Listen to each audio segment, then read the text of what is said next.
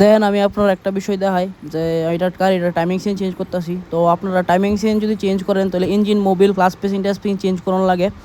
তো এই টেকনিকে লাগাইলে আপনার আর ক্লাস পেসিং স্প্রিং বা ইঞ্জিন মোবিল কিছু চেঞ্জ করানো লাগতো না। তো এই ফলে আপনারা অনেক কিছু খরচও বাঁচতে যেতেছে, অনেক খরচ বাঁচতেছে।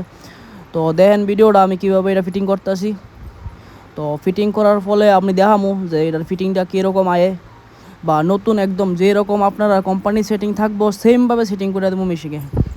আর যদি পাপন ভাইয়ের ভিডিও ভালো লাগে ভিডিওটা share and like and comment করে দিবেন, যাতে এরকম ভিডিও বানানোর জন্য আমার খুব উৎসাহিত হই, যাতে আপনারা আর কম খরচার ভিতরে কাজ করে এদেরই আর আপনাদের সবাইকে অনেক ধন্যবাদ পাপন ভাইয়ের তরফ থেকে, কারণ আপনার ভালোবাসার কারণে আমি 2 মাস সামথিংয়ের মধ্যে 10K ফলোয়ার্স কমপ্লিট হয়েছে।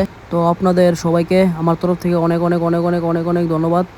তো অনেকে কমেন্ট করতে পারে যে ভাই এটা তো অনেক পুরানো হয়ে গেছে, কিন্তু না ভাই, এটা আমি ভিডিওটা আজকে বানাইছি, কিন্তু আমি এই ফোলার দিয়ে সেটা আজকে BS4 এর থেকেই কাজ করতে আসি।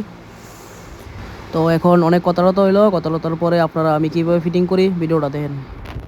তো আপনারা ভিডিওটা শেয়ার করলে হইতে পারে যে অনেক মানুষের অনেক হেল্প হইতে পারে, বা অনেকের টাকা অনেক বাচ্চা থাকতে পারে। তো তার লেগে ভিডিওটা বানানো হয়েছে।